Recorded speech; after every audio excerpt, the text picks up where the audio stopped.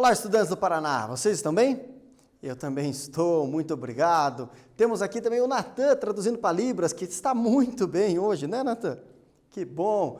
Hoje mais uma aula comigo, o professor Jefferson, Biologia, entrando mais a fundo no nosso último filo, cordados. Falar de quem? Dos peixes. E você já viu peixe voando? Já viu falar de peixes voadores? Leia o livro 100 Dias Entre Céu e Mar. Muito interessante. Um rapaz bem corajoso, ele saiu da África e veio remando até Porto Seguro. Remando, sem motor. Sozinho. Tá? E tem uma parte que ele conta quando ele encontrou um cardume de peixes voadores. São peixes que podem voar até 100 metros para escapar do seu predador. É bem interessante os vídeos que tem na internet deles fugindo dos predadores voando. Vamos lá. Agora, um tema interessante para nós. Universidade Federal do Paraná. Pesquisa aponta impactos de barragens em populações de pintado. Não somente do pintado, e sim de qualquer tipo de peixe. Eles têm impactos. Para alguns peixes é melhor as barragens, para a maioria dos peixes é pior. Principalmente porque eles conseguem perceber a época do ano pelo volume de água nos rios. Quando o rio está na época de cheias e quando o rio está na época de secas. E aí ele sabe os momentos de reprodução, etc. E com barragens, nós não temos mais período de cheias e secas. Além da água estar sempre contida na barragem, após a barragem, o que determina a quantidade de água no rio não é a época do ano, e sim o consumo de eletricidade. Conforme aquela barragem precisa produzir eletricidade, tem mais água descendo o rio. Conforme ela está gerando menos, ela guarda a água na sua represa, e o peixe, coitado, perde todo o seu ritmo biológico com essa história. Só esse o problema? Então, a alteração no curso de rios por meio da construção de barragens ou usinas hidrelétricas pode alterar a diversidade genética dos peixes nativos dessas áreas. Isso acontece pois barragens impedem a migração de peixes, com maior impacto em espécies que realizam roaming. Então, detalhes para vocês. Espécies abaixo da barragem não conseguem mais reproduzir com as que estão acima. Bloqueia material genético. Terceiro ano em evolução, vocês vão ver que isso é um problema gravíssimo. Segundo, algumas espécies precisam voltar para o lugar onde nasceram, roaming, e não conseguem, porque tem uma barragem. Existem alguns canais que são feitos para algumas usinas, para os peixes subirem. Pois é, existem. São funcionais? Veja só, a usina de Itaipu é uma dessas, tem o canal lá da Piracema para Itaipu. Porém, pouco acima da barragem de Itaipu existiam as 7 quedas. Qual peixe que subia as 7 quedas? Então, peraí, vamos fazer aqui um canal de Piracema para os peixes subirem, mas eles não subiam. O que se percebe nos estudos é que a maior parte dos peixes não subia as 7 quedas. Ou seja, já existia uma condição natural que isolava em 2 grupos. E que agora a usina mistura eles. Então, gente, demanda muito estudo. Claro que tem a necessidade da geração de eletricidade, mas existe um impacto, o impacto é gigantesco. E sim, hidrelétricas também poluem. Primeiro, que a construção leva em conta um monte de materiais não renováveis. Segundo, que os reservatórios são fontes de geração e acumulação de metano. E sim, afeta a camada de ozônio. Então, olhar para uma hidrelétrica que é 100% limpa, errado. Ela é menos suja que uma termoelétrica, a carvão, a diesel, a gás natural. Porque está queimando e lançando substâncias derivadas de carbono no ar. Mas não quer dizer que as hidrelétricas sejam a coisa melhor do mundo, tá bom? Assim como geração por energia solar gera muito lixo, porque as placas, depois que elas terminam a sua vida útil, vão fora. Então precisa de muita atenção na hora de julgar o que é energia limpa e o que não é. Energia limpa é você não precisar de eletricidade. Mas aí o nosso modo de vida teria que ser totalmente revisto. E eu quero o quê? Que vocês olhem com atenção para isso. Veja só aqui que eu vou trazer um caso assim, foi muito chocante para mim quando eu estive pessoalmente lá. Primeiro, bacia do Rio Paraná no Brasil. Todos os pontos são algum tipo de geração de hidroeletricidade, exceto os pontos cinzas que são os planejados. Os vermelhos, os verdes e os roxos já estão em operação. Isso dá 91 centrais hidrelétricas no complexo de rios do Rio Paraná. 91 centrais hidrelétricas em uma bacia brasileira. Sem contar a parte dessa bacia que está no Paraguai, na Argentina e na Bolívia. Passa de 180 usinas num rio só. Num rio só, não, desculpem. Em uma bacia só. Já pensaram nisso? Olha aqui o nosso querido Iguaçu, como é que está. Piquiri, todos os pontinhos aqui são pequenas centrais planejadas. O Ivaí, o Tibagi, Paranapanema, entenderam? Quanta central hidrelétrica tem? Não existe só Itaipu no Brasil funcionando, tá? Continuando. Pessoal que é dessa região aí, saudade do Iguaçu. Olha só. O que vocês estão vendo? Uma barragem. Aqui passava o Rio Iguaçu. Passava. Agora ele só passa na época de cheias. Quando que nós tivemos cheias muito grandes no Rio Iguaçu, a última vez que a água correu aqui por cima dessas pedras foi na enchente de 2014, que o pessoal da União da Vitória teve muito problema.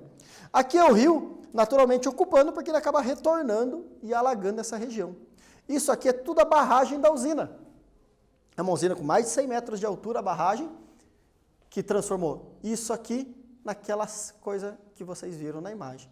Aqui é a construção da usina de Salto Santiago. Esse salto chama-se Salto Santiago, mas que só existe na época de enchente. Tá bom? Aqui um link para vocês assistirem o vídeo dos peixes voadores. E vamos lá. Nadar na ictiologia feliz. Um pouco revoltado com essas barragens. Poderia ser diferente? O que você acha? Traga essas ideias no Google Sala de Aula, compartilhe com o seu professor. Vamos conversar sobre isso? Já pensou quantas vezes você deixa uma luz acesa, etc., e você só se preocupa com a fatura de eletricidade e não pensa que, por causa do desperdício, algumas usinas não precisariam existir? Já pensou nisso? Pois é, eu penso nisso direto. É o maior motivo que me faz ser econômico com o consumo de eletricidade. Banho curto, um carregador fora da tomada, uma luz apagada. Só o que for realmente necessário. Porque visitar Salto Santiago e ver que o rio não passa mais onde ele passaria, e que uma maravilha daquelas não existe mais. Eu não conheci Sete Quedas lá em Guaíra. O pessoal de Guaíra, você conheceu?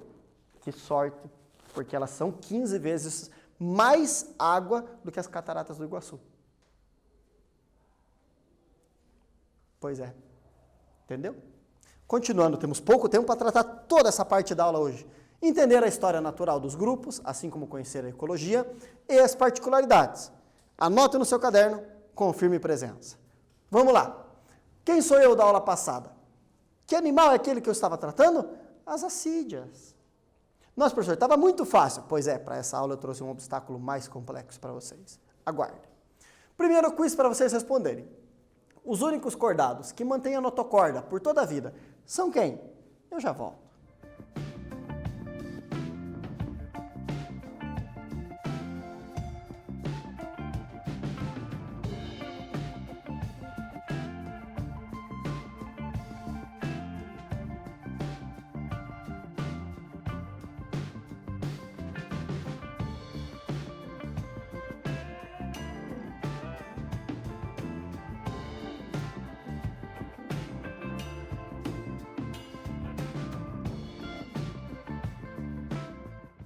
Pessoal, muito simples, né? É só uma retomada. Quem são eles? Protocordados. Aqui, o que acontece em nós craniados. O que acontece em nós? A notocorda está aqui guiando, os somitos vão começar a construir as vértebras, envolvendo o tubo neural. Junto com isso, também vai ser construído toda a musculatura, costelas, tudo se origina dessa mesma região. Combinado? Presta bem atenção, relembra o primeiro ano. Lá isso foi tudo falado para vocês.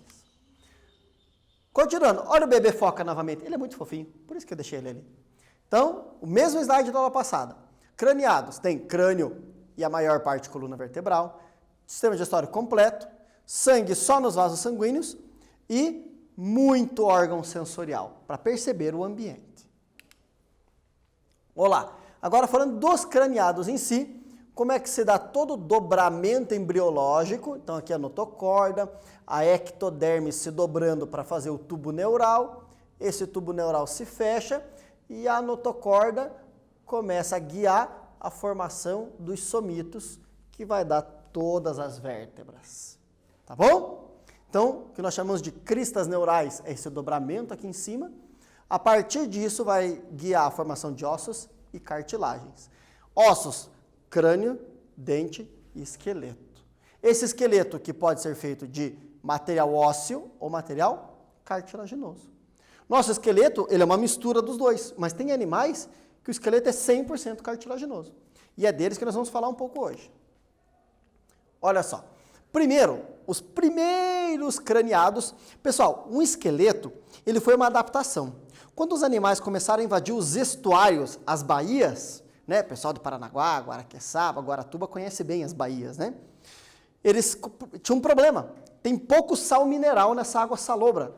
E aí eles precisavam acumular minerais para ir lá, passar um tempo nesse ambiente e retornar. E eles começaram a ter placas de minerais pela pele. Com o passar do tempo, a evolução foi encaminhando isso para que essas placas começassem a proteger o sistema nervoso, a formação dos crânios. Então o esqueleto ele tem primordialmente a função de reserva de sais minerais.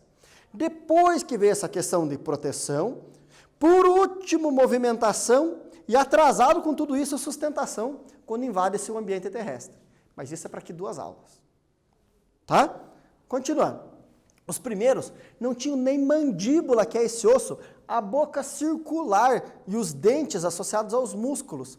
São raspadores de fundo, cascudos, lampreias, feiticeiras. Olha que sorriso lindo, né? Eles têm aqui várias fendas para respiração faríngeas, tem várias aberturas para liberar muco, a pele é muito lisa, quem já pegou um cascudinho na mão sabe bem. Mas eles não têm mandíbula. Muitas vezes são parasitas, né? Grudam em peixes, ficam se alimentando da pele e do sangue do peixe. Olha que sorriso maravilhoso. Sorria para a foto. É assim que eles fazem. Continuando, meus caros. Aí, todo o caminho do esqueleto foi se modificando até que surgiu esses 2 ossos que nós temos aqui. No caso do ser humano, são 3. São 2 mandíbulas, corrigindo, são 2 maxilares. Então, tem o maxilar direito e o maxilar esquerdo, e uma mandíbula. Em outros animais, a mandíbula é articulada, tudo mais. Nós só temos um ponto de articulação na mandíbula. Como é que foi esse processo? Então, aqui os peixes de boca circular, ciclóstomos. Esses primeiros ossos foram se modificando até formar maxilar e mandíbula. Nos peixes, a mandíbula é um conjunto de 7 ossos. Em nós é um osso só. Aonde foram parar os outros 6 ossos? Na aula de mamíferos eu te conto. Continuando. Só uma curiosidade aqui. Ectotérmicos. O que quer dizer isso? O ambiente regula a temperatura do corpo. Mas eu coloquei o atum aqui para eu lembrar de falar para vocês. Musculatura gera calor. E eles, quando estão em intensa movimentação, o corpo se aquece. Mas eles não conseguem manter esse calor. Como exemplo, o atum, que pode chegar a quase 60 graus de temperatura corpórea quando ele está nadando em migração, que é um peixe muito ativo. Porém, ele não sustenta essa temperatura. Exercício para vocês. Os peixes constituem um grupo numeroso de vertebrados, que ocupam os ambientes aquáticos do planeta.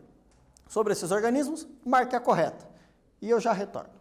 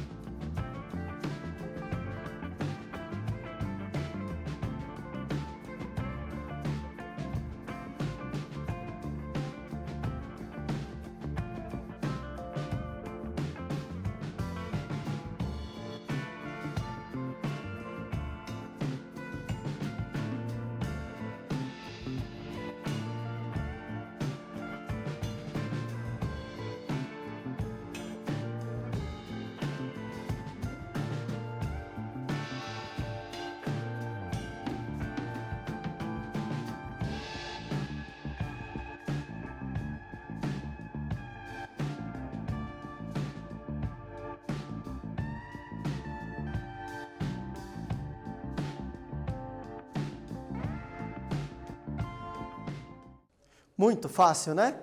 Olha lá, os peixes são agrupados em agnatus, a ausente, gnatus, mandíbula, ou cartilaginosos ou ósseos. Poxa, professor, você não tinha falado disso. Pois é, você é o exercício como introdução, porque o resto a gente pode eliminar, porque estão todas furadas e são bem óbvias. Vamos falar agora então dos peixes que não são agnatus, que já têm mandíbula. Aí o nome é feio, gente. É gnatostomados, quer dizer, boca com mandíbula. Gnatus, mandíbula, stomos, boca. Os ciclóstomos, a boca é circular. Gnatostomados, boca com mandíbula. Nomezão, né? Fica até complicado para o Natan soletrar, desculpa, Natan.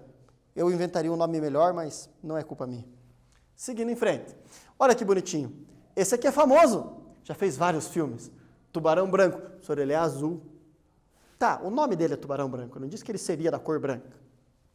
Ele é conhecido como muita violência nos ataques e tudo mais, mas, cuidado, biologicamente, a gente não fala ataque do animal, muito menos acidente com o animal, nós chamamos de incidente, porque quem invade o ambiente dele é o ser humano.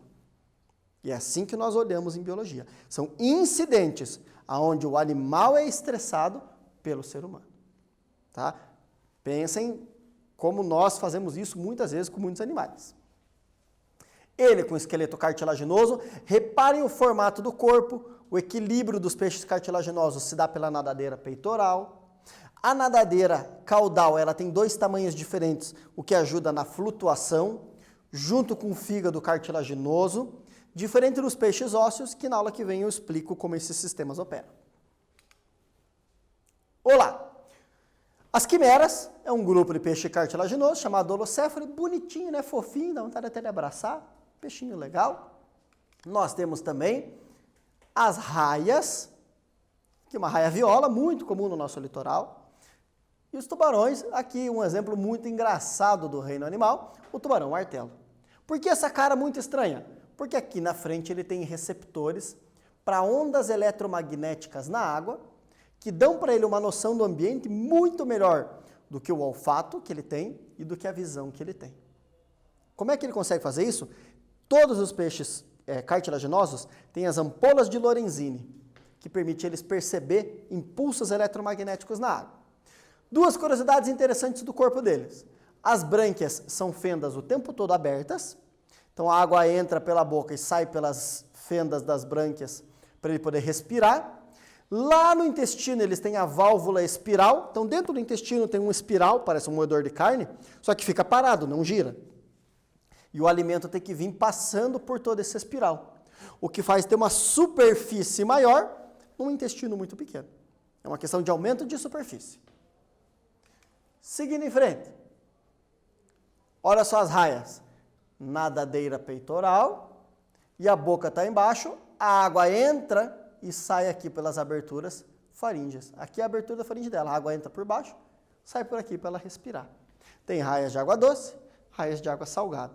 Por sinal, são problemas no lago de Itaipu, as raias de água doce, que se proliferaram demais. Continuando, questão para vocês. Dentre os citados abaixo, marque qual que só tem peixes ósseos. Eu já volto.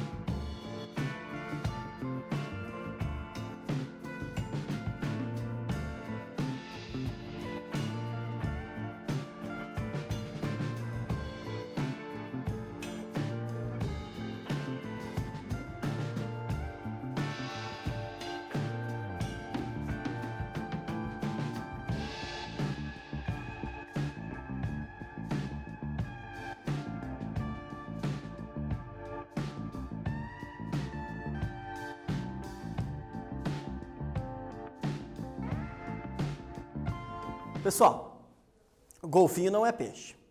Tubarão branco é cartilaginoso. Lampreia, boca circular. Tubarão branco cartilaginoso. O que sobrou?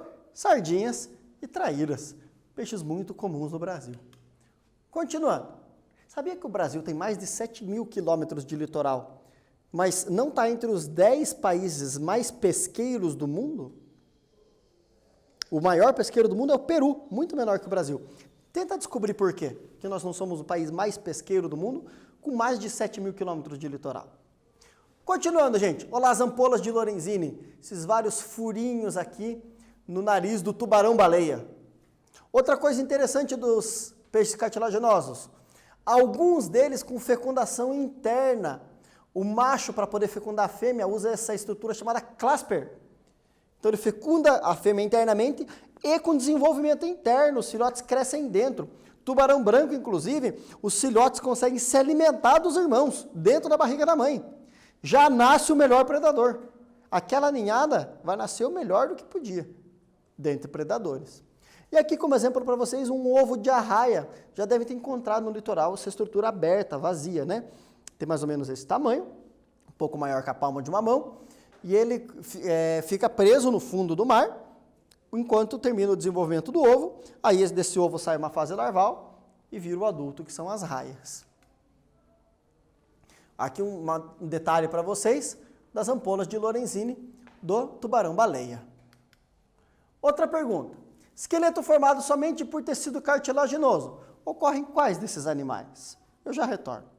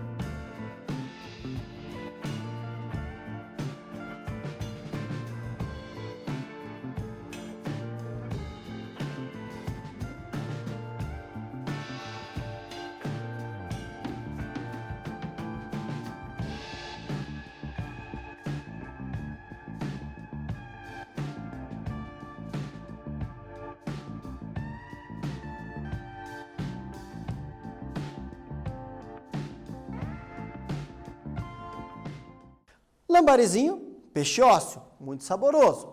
Dourado também. Piranhas são peixe ósseos. Dourados também. Sobrou quem? Cações e raias. Indo em frente. Olha só isso, gente. Caçam o tubarão inteiro por causa das 3 nadadeiras. Isso é hábito em algumas populações do mundo. Uma pena, né? São animais em extinção que estão sendo caçados e ainda só é aproveitado uma parte do corpo do bicho que é muito pequeno. Outra coisa bem importante relacionada a eles, você que vai viajar lá para o Recife, eu nunca fui, se for e tiver um extra de dinheiro, me leva. Olha só, praia de Boa Viagem. Qual que é o problema? Olha lá, os arrecifes naturais, que dão nome à cidade, não são recifes de verdade, são recifes de rocha, então chamamos de arrecifes, e tem placas avisando, não nade depois dos recifes, porque os tubarões estão lá. Tubarão-touro, a maior taxa de testosterona do reino animal, extremamente violento, e tubarões-tigre. Mas por que que antigamente não tinha tantos incidentes com tubarões? Porque não tinha o porto de Suape, com essa estrutura aqui, que eles fizeram para diminuir as correntes, desviar a corrente marítima. O que acontece é que os tubarões vinham para desova nesses estuários aqui, onde hoje é o porto de Suape. Isso aqui foi praticamente tudo aterrado para fazer os pátios que o porto utiliza. E o que acabou também prejudicando o fluxo da corrente marítima da região, jogando os tubarões que estavam mais nessa região, mais perto dessa costa, e são empurrados principalmente lá para a Praia da Boa Viagem e a Praia da Pina. Olha, a ação humana gerando mudança de comportamento nos animais. Pescadores já me capturaram na Ilha dos Currais, né, pessoal de Matinhos? Tenho pele clara e minhas escamas parecem uma lixa quando passo a mão no sentido cauda, cabeça. Alguns também me chamam de enfermeiro. Posso chegar a 3 metros e 500 quilos. Que bicho é esse? Lembrando, gente, foram os primeiros craniados que nós começamos a falar, Próxima aula falaremos mais. Circulação fechada e simples. Simples por quê? O sangue está o tempo todo misturado, a parte oxigenada com a parte não oxigenada. Não tem uma separação. O coração tem uma entrada e uma saída, um átrio e um ventrículo. 3 grupos: ciclóstomo, cartilaginoso e ósseo. Tá bom? E aquelas dicas para uma boa vida. Obrigado por acompanhar a aula de hoje. Espero vocês na próxima aula, Peixes número 2.